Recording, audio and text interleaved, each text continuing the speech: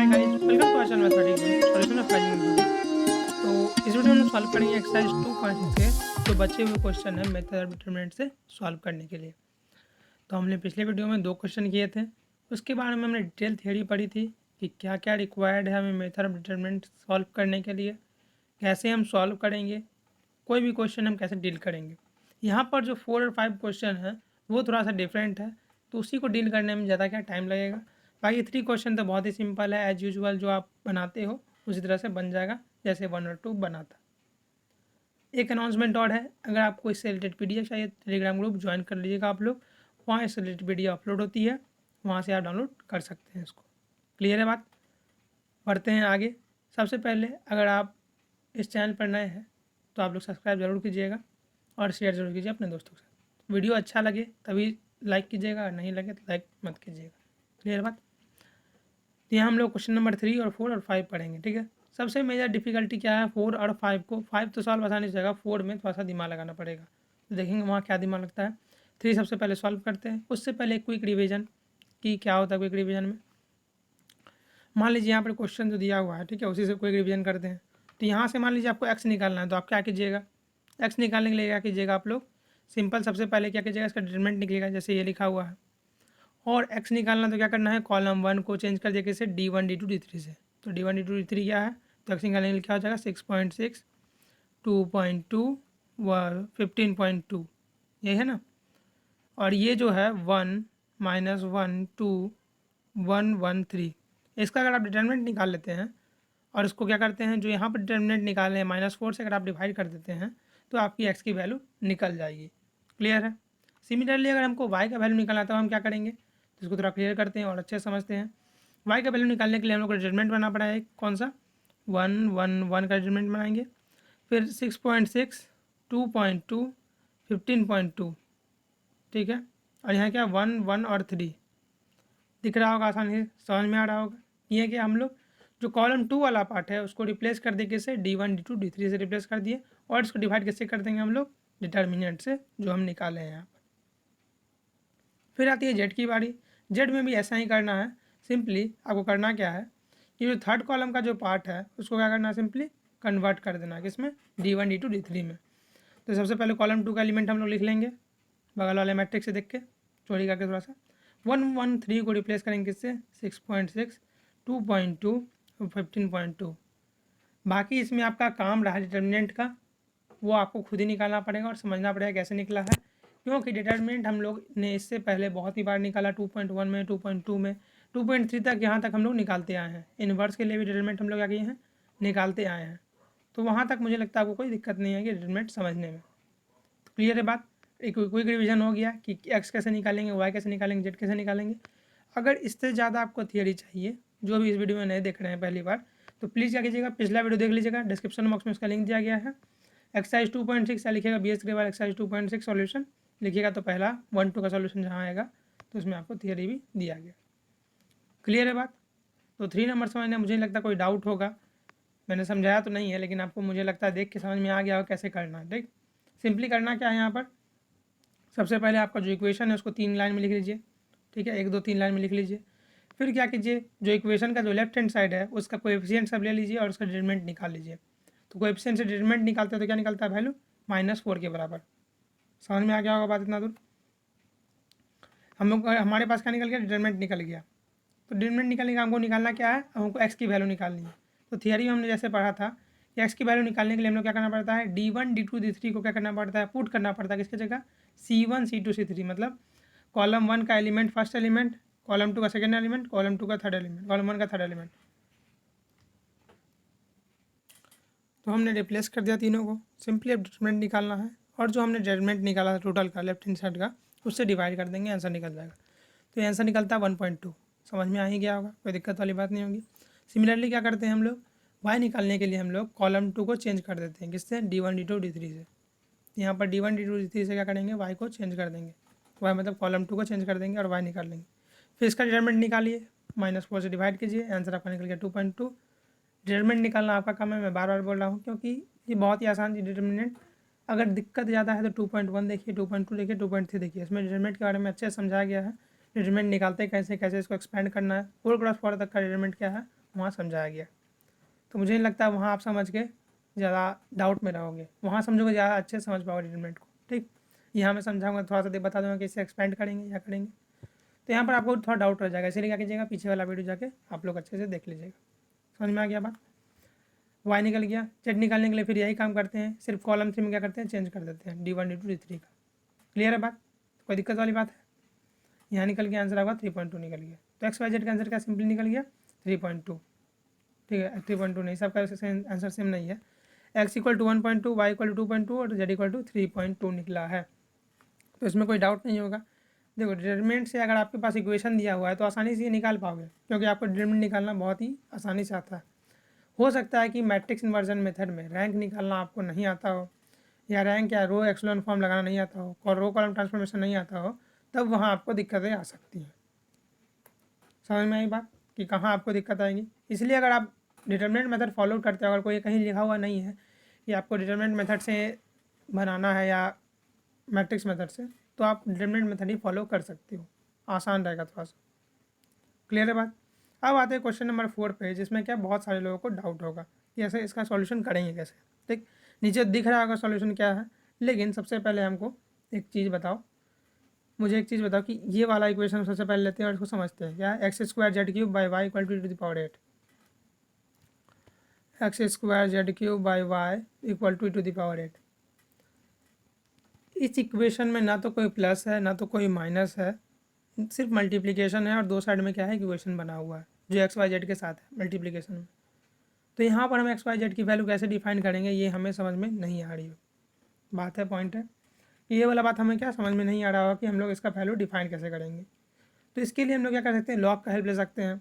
वो कैसे, अगर हम लॉग का हेल्प लेते हैं तो log x square Z cube by Y equal to log A to the power 8। तो हमने एक फॉर्मूला पढ़ा, क्या log A to the power B क्या हो जाता है, log A to the power B क्या हो जाता है, बी लॉग ए होता है ना। ये बात तो आपने पढ़ाई होगा, तो इसका जरूरत नहीं, उसका करते पहले रेज कर देते हैं। ठीक, ये बात तो आपने पढ़ाई होगा कि log A to the power B क्या होता है, बी ए हो जाता है, बी लॉग ए हो जाता है। तो 8 क्या आ जाएगा, लॉग ए के बाहर हो जाएगा, और लॉग ए क्या होता है नेचुरल लॉग 1 के बराबर हो जाता है। तो 8 इंटू 1 क्या हो जाएगा, राइट हैंड साइड में 1 8 हो जाएगा। क्लियर है। तो राइट हैंड साइड हमारा क्या बन गया, 8 बन गया। देखो सबमिट किया, तो x cube x square Z cube by y यही है हमारे पास, इक्वल टू हमारे पास 8 निकला था अभी मल्टीप्लाई करके। क्लियर है। अब आते हैं हम लोग लेफ्ट हैंड साइड में, इसको क्या करेंगे, ये क्या है लॉग ए बाई बी है, तो लॉग ए का बी कैसे लिख सकते हैं, log a minus log b. तो log x square Z cube minus log y ऐसे लिख सकते हैं इसको, इक्वल टू 8।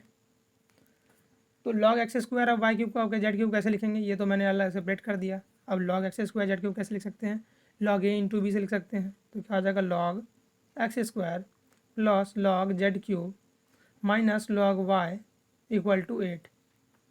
समझ में आ रहा हो कैसे लिखा मैंने, लॉग वाले फॉर्मूला से। अब क्या करेंगे, हम लोग जो शुरू में फॉर्मूला लगाते हैं ई टू दी पावर 8 वाला, वही वाला फॉर्मूला क्या करेंगे यहाँ भी लगाएंगे। 2 क्या आ जाएगा यहाँ पर आ जाएगा, 3 क्या आएगा यहाँ पर आ जाएगा उसके कोएफिशिएंट में।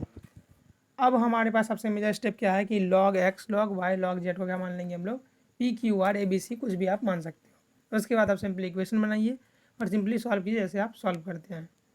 तो सबसे मेजर काम क्या था यहाँ पर, हमें लॉग लेना था, लॉग को सॉल्व करना था। जिनको सॉल्व करने आ गया वो आसानी से इस क्वेश्चन को पकड़ लेंगे और सॉल्व कर देंगे।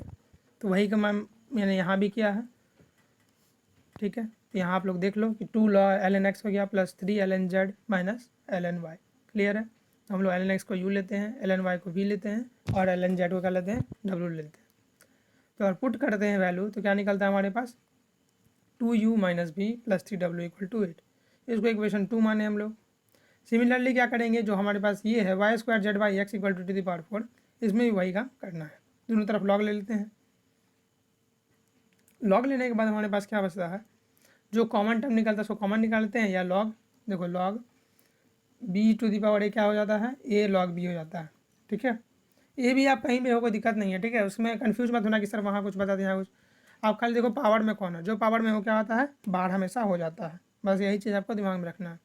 यहाँ पर ए जो है हमेशा क्या हो जाएगा, बाहर हो जाएगा। तो यहाँ पर ई टू दी पावर 4 था तो 4 हमेशा क्या हो गया, बाहर हो गया। क्लियर है बात। सिमिलरली यहाँ a इंटू बी था तो log y square plus log z हो जाता है, तो ln y square plus ln z. अब y टू दी पावर 2 है तो 2 क्या हो जाएगा, बाहर हो जाएगा 2 ln y plus ln z minus ln x. अब u v w जैसे हमारा पुट करना था हम क्या करते हैं यहाँ पर पुट कर देते हैं, तो इक्वेशन हमारे पास क्या निकलता है, u minus u plus 2v plus w equal to 4। ये हो गया हमारा इक्वेशन 3। क्लियर है। सिमिलरली इक्वेशन 4 हम लोग निकालेंगे ln x क्यूब, फिर पुट करेंगे वही वाला बात, ln x to the power क्या हो जाएगा, a ln x हो जाएगा, तो वही पुट करेंगे, ln x की वैल्यू u, ln y की वैल्यू v, ln z की वैल्यू w, तो क्या हो जाएगा 3u plus v minus 4w equal to 0, equation 4। 2 3 4 को एक जगह लिखते हैं तो हमारे पास क्या आता है, ये वाला पार्ट हो जाता है जो कि हमारे क्वेश्चन में 1 2 3 के बराबर है, समान है ना, एक जैसा है। तो सबसे पहले क्या करेंगे, उसका डिटरमिनेंट निकालेंगे।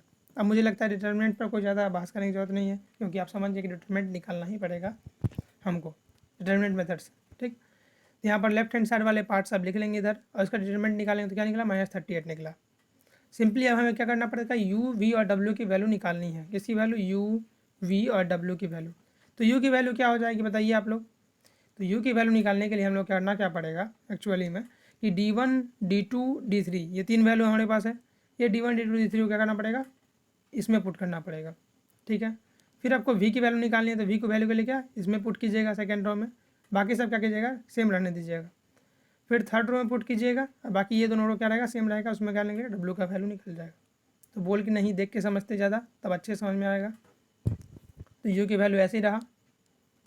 ठीक है, -76 बाई -38 तो क्या हो जाएगा, -76 बाई -38 तो क्या हो जाएगा 2 हो जाएगा। सिमिलरली इसका डिटरमिनेंट आप लोग खुद निकाल लीजिएगा, और देख लीजिए मैंने क्या किया यहाँ पर, जो कॉलम 1 था हमने रिप्लेस कर दिया किससे, 840 से।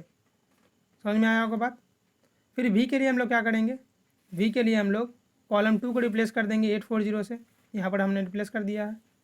सिमिलरली 3 के लिए क्या करेंगे, 3 मतलब w के लिए क्या करेंगे, w के लिए हम लोग कॉलम 3 को रिप्लेस करेंगे, उसका डिटरमिनेंट निकालेंगे और 38 से डिवाइड कर देंगे। इवेंचुअली जो वैल्यू है वो तीनों में क्या आ रही है, सेम आ रही है, u v w equal to 2। लेकिन अभी तक हमारा टास्क पूरा नहीं हुआ है, हमें वैल्यू किसकी निकालनी है, x y और z की वैल्यू निकालनी है। तो एक्स वाई और जेड की वैल्यू निकालनी है। सिंपली क्या है, u को हम लोग क्या करेंगे ln x पुट करेंगे। ठीक है, u equal to ln x put कर देते हैं, v equal to ln y put करेंगे, और w equal to ln z put करेंगे। क्लियर है। हम लोग ये बात जानते हैं कि जैसे कि आप लोग के पास कोई इक्वेशन है ln a equal to b है, तो हम लोग a को क्या लिख सकते हैं, a equal to the power b। Clear है, समझ में आ रहा होगा। इसी तरह से यूज करके हम लोग क्या करेंगे, x की वैल्यू क्या हो जाएगी, e स्क्वायर हो जाएगी। सिमिलरली और जो दो वैल्यू है उसके लिए भी क्या हो जाएगा, वैल्यू सेम हो जाएगा। देखते हैं यहाँ पर क्या होता है वैल्यू। तो यहाँ पर जो वैल्यू है ये देखो ई स्क्वायर ही है सब में वैल्यू, तो आंसर आपका क्या हो जाएगा, x y z equal to e square. Clear है, ये सिंपल लास्ट में लॉग वाला था, तो इसमें कोई डाउट आपको नहीं होना चाहिए। कोई दिक्कत है तो आप प्लीज़ क्या कीजिए, कमेंट कर लीजिएगा। बढ़ते हैं क्वेश्चन नंबर 5 की ओर, जो हमारा आखिरी क्वेश्चन है। तो इसको सॉल्व करने के लिए ज़्यादा कोई दिमाग नहीं लगाना है, ये सिंपली सॉल्व हो जाएगा। ठीक है, यू वी डब्ल्यू को आप क्या कीजिएगा, सब में डिवाइड कर दीजिएगा। तीनों इक्वेशन में जो है यू वी डब्ल्यू से आप डिवाइड कर दीजिएगा। सिंपली निकलेगा क्या, 1/u 1/v 1/w। फिर क्या करना है आपको, 1/u को कुछ मान लीजिएगा, मैंने यहाँ पर p q r माना है, आप a b c भी मान सकते हैं, x y z भी मान सकते हैं, आपके पास कोई रिस्ट्रिक्शन नहीं है। अंतिम में वैल्यू किसकी निकालनी है, वैल्यू निकालनी है आपको u v और w की। तो समझ में आ रही है बात, यहाँ पर मैंने p q r माना है, तो p q r से मेरा इक्वेशन बन जाता है 2p minus q plus r equal to 3। Clear है। तो यहाँ पर मैं समझा देता हूँ कि देखो u v w से डिवाइड किए तो क्या कटेगा, v w कट जाएगा यहाँ पर w और u कट जाएगा, बचेगा v यहाँ पर, और u v कटेगा तो बचेगा w। सिमिलरली तीनों इक्वेशन में यही बात होगा। सिंपली हमें एक इक्वेशन बनाना है जो कि एक वेरिएबल के टर्म में है। तो यहाँ पर देखो, यहाँ पर भी क्या हो गया, 3p plus 4q plus 4r equal to 3p plus 4q। एक मिनट रुकना, यहाँ पर 3p प्लस 4q नहीं है, यहाँ पर जो आपके पास है ये हो जाएगा आपके पास 2। ठीक है, यहाँ पर जैसे 2 है यहाँ पर 2 हो जाएगा, तो 3p plus 2q plus 4r equal to 19। Clear है, 3p plus 2q plus 4r equal to 19 हो जाएगा। सिमिलरली यहाँ पर ये चेंज कर लेना, 2 कर लेना। ठीक है, सिमिलरली थर्ड इक्वेशन जो हो जाएगा हमारे पास वो क्या हो जाएगा, 6p mine plus 7q minus r। ये जिसका कोएफिशिएंट जैसे यहाँ पर दिख रहा होगा आपको 6 7 और -1, तो वही यहाँ पर लिखना है, और जो आपने माना है 1/w और 1/v को उसी तरह से पुट कर देना है। क्लियर है बात। तो यहाँ पर तीनों इक्वेशन हमारे पास मिल गया। इसको हम क्या करते हैं, मिडिल ब्रैकेट के टर्म में लिख लेते हैं और डिटरमिनेंट निकालते हैं लेफ्ट हैंड साइड्स का। तो यहाँ हमने तीनों का लिख लिया है। लेफ्ट हैंड साइड से क्या करते हैं, तीनों लिखते हैं, तो क्या होता है 2 3 माइनस 6 सॉरी 2 3 6 माइनस 1 2 7 1 4 माइनस 1, तो निकलता है हमारा डिटर्मिनेंट -78। अगर हम इसमें का कोएफिशिएंट सबको पी क्यू आर का कोएफिशिएंट को अगर हम एक साइड रख के कैलकुलेट करते हैं डिटर्मिनेंट में, तब क्या निकलता है -78। क्लियर है बात। अब हमें यहाँ पर क्या निकालना है, पी क्यू आर की वैल्यू निकालनी है। तो पी क्यू आर की वैल्यू निकालने के लिए सबसे पहले पी की वैल्यू निकालते हैं। तो पी की वैल्यू निकालने के लिए आपको D1 D2 को जो है D1 D2 D3 को जो है कैसे रिप्लेस करना पड़ेगा, 3 19 और 17 से। तो हम लोग रिप्लेस करते हैं और आंसर निकालते हैं, और जो फार्मूला था हमारे पास उसको यूज़ करके। तो फार्मूला क्या है हमारे पास, 1/डेल्टा इंटू P1 P2। देखो यहाँ पर D1 D2 D3 रिप्लेस कर दिए। अब इसका डिटर्मिनेंट निकालेंगे, तो आंसर क्या निकलेगा 1। डिटर्मिनेंट आप लोग खुद निकालना। यहाँ तक आपको समझ में आ गया कैसे निकला ये आंसर। सिमिलरली क्यू भी इसी तरह से निकलता है। क्यू में क्या करेंगे, सेकंड रो को कन्वर्ट कर देंगे, कन्वर्ट मतलब ट्रांसफॉर्म कर देना किसमें, 3 19 और 17 में, और उसका एलिमेंट चेंज कर देना। तो इससे वैल्यू हमारी क्या निकलती है, 2 निकलती है। लास्टली आर की जो वैल्यू है वो क्या निकलती है, 3 निकलती है डिटरमिनेंट निकालने के बाद, जब हम कॉलम 3 को रिप्लेस करते हैं किससे, D1 D2 D3 से। क्लियर है बात। तो बढ़ते हैं पी क्यू आर की वैल्यू पर, लेकिन हमें वैल्यू तो पी क्यू आर की निकालनी नहीं है, वैल्यू किसकी निकालनी है, यू वी डब्ल्यू की। तो हम लोग जानते हैं पी इक्वल टू क्या था, 1/u, q equal to 1/r, q equal to था क्या 1/v सॉरी, और आर इक्वल टू क्या था 1/w। तो उसका रेसिप्रोकल कर देंगे, हमारा आंसर निकल जाएगा। ये रहा हमारा आंसर यू वी डब्ल्यू में। समझ में आ गया कैसे निकला होगा। सिंपली क्या है, इक्वेशन बनाइए, आंसर निकालिए। और जब वो ज़्यादा कम्प्लेक्स लग रहा है तो उसके जगह आप कुछ पुट कर लीजिए या लॉग लगा लीजिए। ठीक है, यही 5 क्वेश्चन थे जो बहुत ही सिंपल थे, बहुत ज़्यादा हार्ड नहीं थे। तो समझ में आ गया को मुझे लगता है, उम्मीद है कि यहाँ तक आपको क्लियर होगा। आगे हम लोग देखेंगे मैट्रिक्स मेथड से कैसे निकालते हैं। तब तक के लिए अगर वीडियो अच्छा लगा तो लाइक जरूर कीजिएगा, सब्सक्राइब कीजिए चैनल पर नए हैं, और बेल आइकन जरूर प्रेस कीजिएगा, और शेयर कीजिएगा अपने दोस्तों के साथ। तब तक के लिए पढ़ते रहें, आगे बढ़ते रहें। Thank you.